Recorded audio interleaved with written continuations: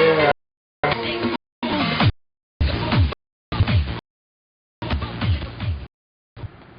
Oh yeah, there we go. I keep you guys pumped, man. You when you tune into Tech Pulse, you're not only getting exciting tech news, but you're getting that pump music in between.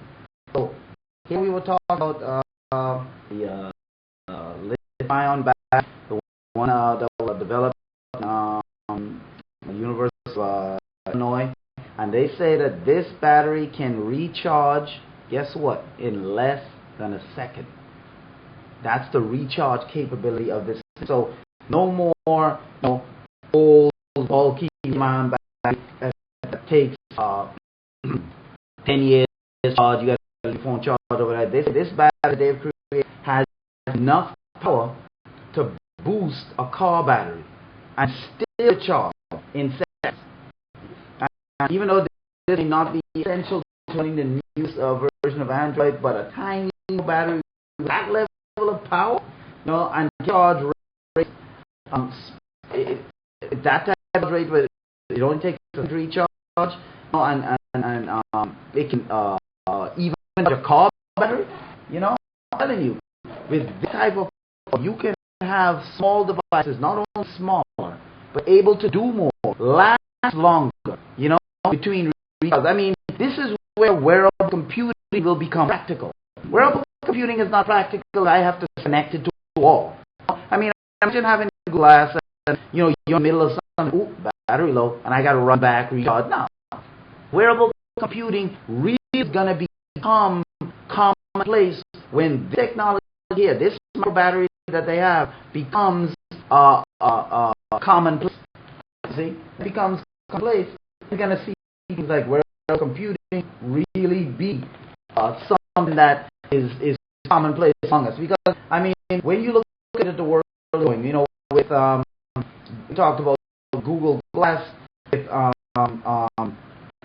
these new phones coming out, with all these different things we have, wearable computing is something that is they're talking smartwatches, we're talking eye rings, with all these different things that require use that we're now we're trying to wear on our bodies in terms of, I mean, they have packs designed with solar energy so you can keep your laptop charged up and stuff like that, but if the sun out, it can still charge. It takes to charge, these things forever. But with a display like this, I'm telling you, where computing is just a few years away. It may not be here at this moment, but what we're trying to show you is what's happening now. We're trying to show what's coming up, things that people are doing that will bring technology to that next level. That's what we're doing with here on Tech Pulse. That, I mean, although we talk, no tech news, stuff like that, but discoveries like this is what we're talking about. This is what makes it exciting to be part of the tech world. You see, so keep your eyes open, and I mean, this is something good. This university, this professor that helped with this is William P. King, able to really get the thing going, because he wanted to make the thing was he wanted to make a smaller battery. Size was definitely a factor. He was this, but beyond that, a drawback of current power source is required choice between power and energy, and that was the big dichotomy that he faced when he was trying to create this battery. But he was able to overcome it, and create this micro is what they call micro battery. It will reach 1,000 times faster. Current technologies last longer and provide more power. Now we're talking, and he put a way to put the two together. You see, so when we talk about how this translates into a situation, we mentioned before, being able to transfer it 30 times farther, being able to signals like that 30 times farther. You don't have to be, drop calls, thing of the past. When you get into dead spots, those will close as this technology comes. So I can only, I can only just imagine what's going to happen with this type of technology. Now, speaking of technology, we talked about before, with Google, the constant war between the two. Well, we have another statistic in war, a war between Google and Apple. It used to be that we talked about the Google Play apps and the Apple App Store. That Apple, they were like the last report was they were something like they made 6 times as much in their App Store as Google made in theirs. But according to a report by the Next Web, they said Google Play app revenue grew 90% in first quarter of the year. But Apple's lead until revenue, they sell they have 6 times more sales of the apps than Google. Before it was 6 times as much. The latest figures from the Annie report also know Google's ad market had seen higher growth rates. Apple equivalent. Nevertheless, while Google has reached close to 90% of the app downloads the first quarter, the Apple still leads in overall revenue. You see, and those the categories they looked at for downloads, games remain the leading download, especially revenue of many countries, including big players, here in the United States, China, Russia, Japan, and South Korea. Gaming apps are the largest. Matter of fact, 70% of what's downloaded in the store. Then next to that is video apps. That became the third largest iOS downloads, but for video apps between Google and Apple, those are the next biggest category. And the last category is social apps.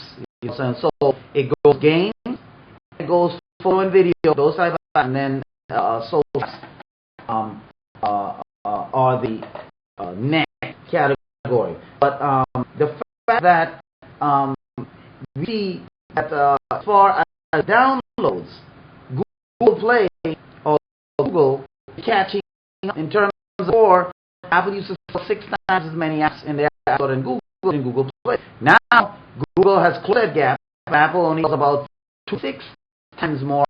So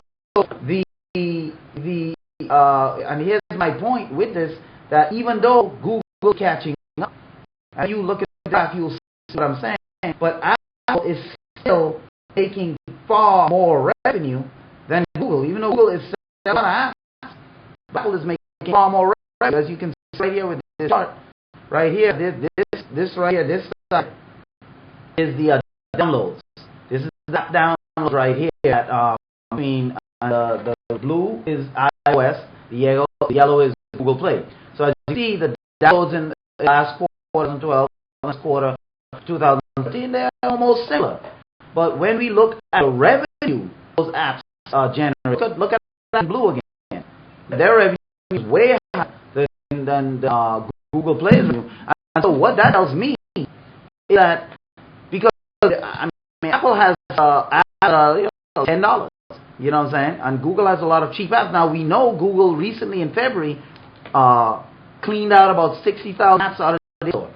But when we see something like this, to where the revenue difference is so great between Apple and Google, what that's telling me is that people are willing to pay for quality apps. If an app is quality, they'll pay $10 for an app, you know what I'm saying, and stuff like that. Google Play has a lot of apps, and they're selling almost as much as Apple, but the revenue is just way lopsided. Apple is making much more money on their apps. And what do you attribute that to, Devin? Do you think that Google Play... I don't know, but I'm wondering if... Is it that apps on Google are cheaper? Could it be that on average they're cheaper? On average they're cheaper, yeah. They are cheaper. but they're selling the same amount, like you said, and they are cheaper. So Google is not going to make as much money if their apps are cheaper than right. So it could be. I mean, you're right that people are, if they're selling the same numbers, right? Just about, yeah. Just about. That means people are actually willing to pay for the apps. That's if they're quality. Well, they're willing to pay for it. I don't know if you're. Is there anything out there which talks about the quality between the two, in terms of saying, Apple sells better quality apps versus Google? I don't know if there's a specific report in terms of that has compared the two, but I do know in terms of when people rate Google Play Store and Apple Store, they do say that Apple in general, the quality of the apps that are there are better than the quality that they find in terms of if you get the same type of app. If I get a business app and then get the same type of business app in Android, the Apple one will give most people, this is what most reviewers, when they talk about reviews between the two app stores, they say most people will say the quality of the app they're getting from Apple Store is better than what they would get at Google Play. Okay. So my point was, if we eliminated the difference in quality, right, and saying if we assume that they were level in terms of quality, right, because when I buy an app, I'm not thinking that it's less, than another phone. Right. I just buy the app. That's what it's available and you want. You get the point. Yeah. So I'm saying that the persons who are buying apps from Apple are not comparing them to Google. Right. They're just buying it because they want the app. Right. And mostly probably because they can't get the app. And matter if they have an iDevice, they can only get apps from the App Store anyway. So it's not a comparative sale or a purchase. Right. It's not like they can say, okay, let me get Android and get the app instead. Right. No. So I would eliminate that from the conversation or the equation, because it's the fact then means that people are willing to buy at a higher price. Right. But regardless. Right. That now tells a different story about where Google's price point is compared to Apple. Right.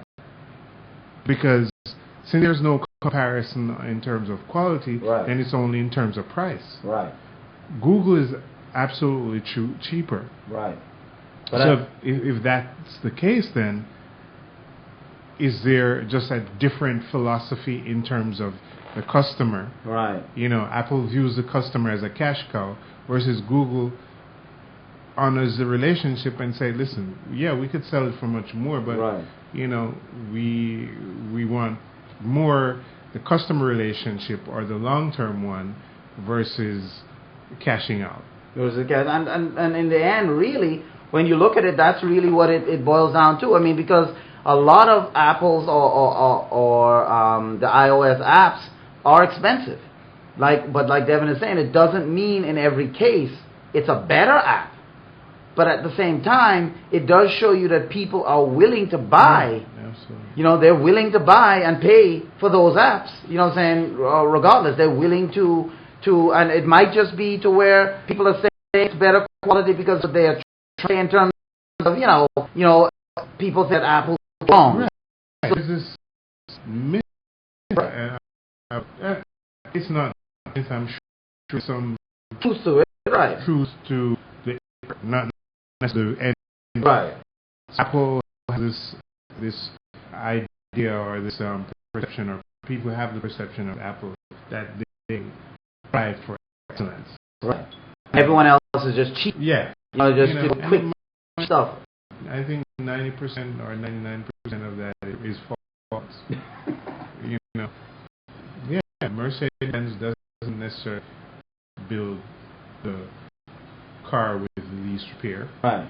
They have that perception of quality, job well done. And the thing is, if Android really wasn't quality, they wouldn't have grown 9% in the quarter in terms of their app sales. It wouldn't have grown 9%. Furthermore, another report came out in this same as we're talking about it, they said the Google Android is set to hit 1 billion activations by the end of 2013. Google Android, not iOS. iOS doesn't have that market share. But Google Android is set to hit 1 billion activations by the end of this year. I mean, if the trends keep going, if you look at it, they say that according to a report, they said that there are now 1.5 million Android devices activated each day. Every day, 1.5 million Android devices, they said, and that's a total of 750 million Android devices have been activated to date. 750, and every day, 1.5 million Android devices are activated. So by the year, predicting a billion. So to me, this shows not only that Android is attractive for people, but it also shows that the quality of the apps that Google is putting on, especially since Google made an effort to wipe out 60,000 of those apps that were deemed to be malicious and so forth in February. It shows that it's just anything. You know, you can get, you know, if you look at the profit earnings of Ferrari versus the profit earnings of Toyota, if they sell about the same amount of cars, obviously Ferrari would make a bigger profit because the cars are more expensive, you know, and so forth. So you look at the revenue, you know what I'm saying, not necessarily net, but just the revenue that comes in from selling the cars. If Ferrari and Toyota sold the same amount of cars, just about, obviously Ferrari is going to have a bigger number because the number to get the car is more. So it doesn't mean that Toyota now is a low quality car. No. It just means that they're selling just about as much, but the people are willing to pay more for my product as well. Yeah, often the price people are willing to pay for one product or the other is not equivalent to the quality of either of the product, right? Yeah. It just has to do with what people are willing to do and what the market is willing to allow. Their so perception, you know, so right. many things go into play. But for those that thought that Google, Apple sold more, they do sell more apps, about 2.6 times more. But the point is, Google has closed that gap by 90% in just this first quarter because of the things they're doing, because of the things that Google is offering. And so you see that Apple really, you know, has their work cut out for them as far as trying to stay on top. You know, trying to stay on top and trying to be that number one player. They're going to have their work cut out for them if they don't come out with the innovative products like they used to in the past. Their lead is going to shrink further and further and further to where you know, they just don't even have it. And when you think of where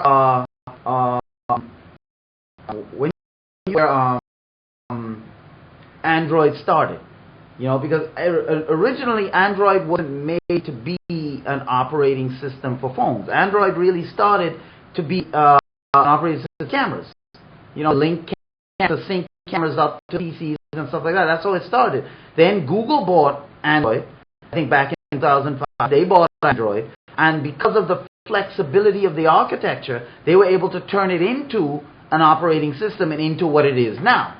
But it started off as just an OS, not really even an OS, but an application that would help cameras sync up better to your computers and stuff like that. That's really what it started as. And now, you know what I'm saying, because Google had the visionaries and the people who created Android, created it open source enough to where it was so flexible, you could use it for different things, you see. And so this is what technology and this is what innovation is all about. Being able to take something that's already there or come up with an idea that's just, you know, above the rest. You know, and speaking of being able to come up with different ideas, there's a company called OSync. You know, now, I don't know if any of us have ever had this problem. You know, you had a problem where, let's say you're in a crowd, right? And let's say, you know, a celebrity or something happens, walks by, and you're like, oh man, you know, a celebrity, they're there, and you're just ready, in the right, you're saying, man, I'm ready to take that, you know what I'm saying? And then you look over, everything is really played and you just at the right time, right place at the right time, and then someone walks right into your right away. You know, they're doing their thing, they're not moving, and you're like, oh man, now I can't get the picture. Well, a new system called CoSync has been created by a team at the Massachusetts, at MIT, a team at MIT. They created CoSync, which makes inter-device sharing possible. Now, here's what CoSync, they're saying CoSync can do. They're saying CoSync is a software that allows mobile devices, right, to link up to Bluetooth or Wi-Fi, whichever, and offer users the ability to share features on each device. So, in other words, I'm in a crowd, and I'm about to take this good shot, a celebrity walk by, or something happen, and some walks right my way, and I'm, oh man, you know, I'm about to take that shot, and they're not moving. But with CoSync, Devin has a camera, and he's in a better shot. I can link up with his camera being booth, and use his camera to take the shot. You know what I'm saying? I mean, do you realize what technology is doing right now? I mean, imagine that. You and a friend go somewhere, and your angle is bad. You know, rather than try to move or get in a better position, you know your friend is in a position somewhere else, and you can connect via Bluetooth and say, hey, whatever, you're in a better position. Hold your camera. Just you take control of your camera. And with CoSync, you can do that. You know, with Bluetooth, Wi-Fi, and you can use camera, microphone, other and you say, well, they test it. Well, the people at MIT coming out of MIT, behind, they say they did a prototype using different phones will link and control one mass, 6 linked together, and the phones was controlled. They said master device sent a signal to all 6 phones, telling them to use their camera flash on specifically timed instances so that all angles were evenly lighted, and the final picture avoid overexposure. And we did that. It worked flawlessly. They say the result was compared to pictures that were taken with single. When they looked at it, it was like each shot was taken with a single device. Not, I mean that each camera took its own picture. In other words, it didn't look like one phone was controlled. Seamless. That's the word we're looking for. It's only images or it's in video. Yeah, it can allow you to control various aspects of the phone. So if you want to take video, or if I take video using your phone, my master phone, if I hook to your phone via Bluetooth, I can use, if your phone has video capabilities, obviously your phone has to have the capability in order for me to use it. So if your phone has video capability, and I will take video using your phone, because I can't take it with my phone because I'm in a bangle, hooking on the Bluetooth, I can do that. If I want to use your phone, my phone, I can do that. I use your camera. What abilities your phone have? Yeah, that's major. I mean, imagine what this thing do. I mean, these guys, they're calling it CoSync. You remember what we were talking about getting the wireless interface? Yeah. I don't know how, but this application just like... Oh yeah, I mean, when it's coming out? They don't have a set time for it yet, but let's write them. Tell them they need to come with this now. Hurry it with the process.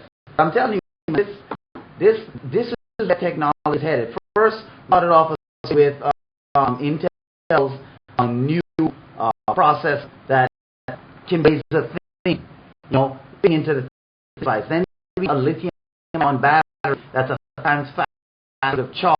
It can jumpstart a car battery. That's the power it has, wow. and to jumpstart a car battery, and devices credit card thin. Now we're talking about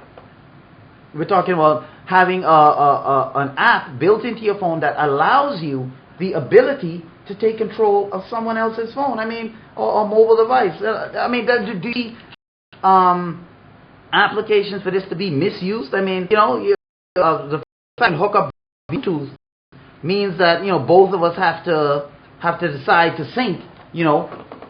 There are applications where you can hack this and they'll be using your. Think about that for a little while. You know what I'm saying? Well, not a little while, but we're gonna come right back.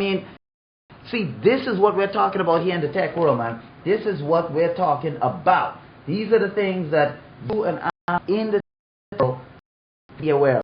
That we have to understand that it's coming out. You know what I'm saying? This stuff is coming out, and it's coming out quick. Well, within the next 5 to 10 years, you'll be faced with a lot of these. So we're going to take a quick break, come back, and we're going to continue here on Tech Pulse.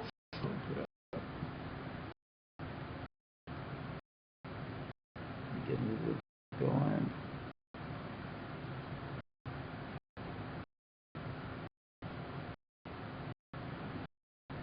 There we go. You ready? You ready?